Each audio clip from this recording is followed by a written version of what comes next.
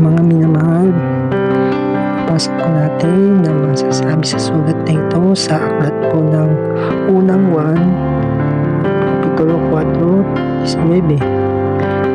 Yung wika po dito, tayo ay nagsisibig sapagkat siya ay unang umiibig sa atin.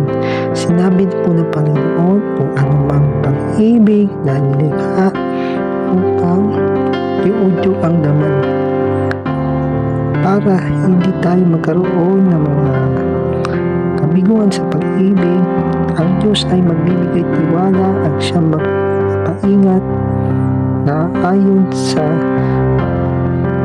tronong biyaya na kapatupad ng kautusan. Ang kay Kristo ay siya magbibigay sa pamamagitan na pananampalataya na magpapakabanal sa atin. Pagpalain po.